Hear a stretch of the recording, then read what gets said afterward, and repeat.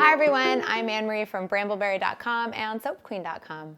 Today I'm going to show you how to make this raspberry jam scrub. This is an amazing exfoliating scrub that uses salt in it, and it also has some poppy seeds and, for the color, beetroot powder. How cool is that? It smells so good. The raspberry jam fragrance oil from BrambleBerry.com is really delightful and so luscious. I can't wait for you to smell it. So let's get started. So first thing is we are going to weigh out all of our ingredients. This is 16 ounces of the fine grained pink sea salt from BrambleBerry.com. And the reason we weigh out all of our ingredients is because we really want to be precise with our measurements, and volume is always different than weight. So let's see. And oh, there we go. Exactly 16 ounces, a little bit left in the bag there, which is great. And then we're going to add our dry ingredients. So we have 0.2 ounces of the poppy seeds and then our beetroot powder.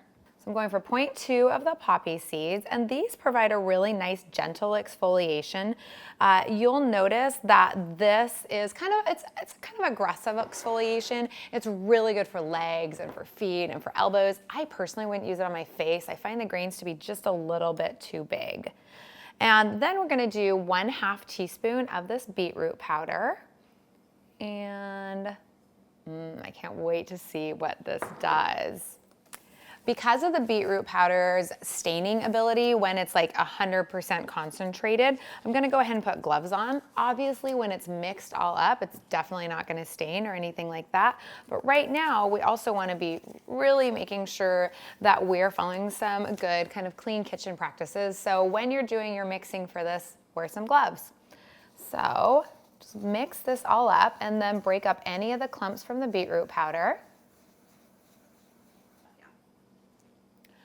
Now that all my dry ingredients are fully mixed, and it's really that beet powder I'm trying to break up the clumps for, it's time to add our wet ingredients. And so in this case, we're using 1/2 ounce of the raspberry seed oil from BrambleBerry.com.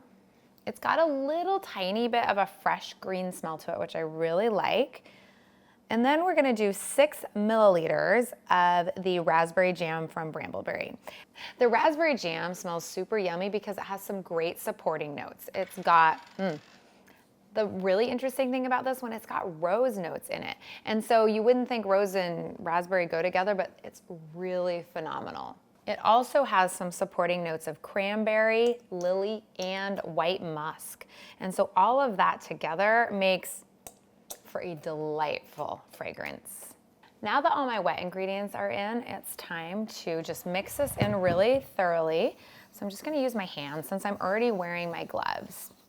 Now this recipe does not use a preservative, and that's because there's no water in the recipe.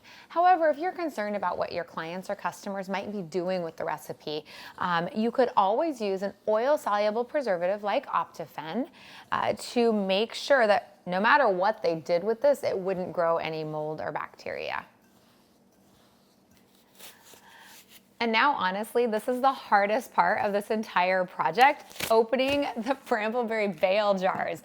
These things are really a little bit persnickety to open because they're designed to not leak in transit. So you gotta use a little bit of elbow grease when you open them up.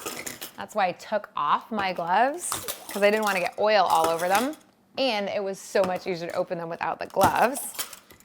And then, once we get to filling, we're just going to take a spoon. Okay.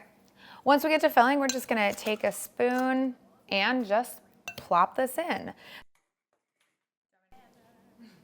Now that this is all done, it's time to just cap them, and then we made these really cute labels for them. I love the gingham, and I just think it's a perfect finishing touch. So go ahead, and when you're all done, seal these up, and they are ready to use or give away or sell right away. You guys, make sure you're hashtagging your creations on Instagram or Twitter, or putting them on our Facebook page, and our hashtag that we always follow is #BrambleOn. If you liked this video, please give it a thumbs up and also subscribe to Soap Queen TV. Until next time, I can't wait to see what you create.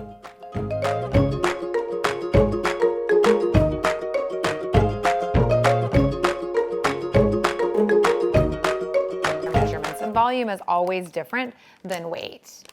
Also, I can't get this open without scissors.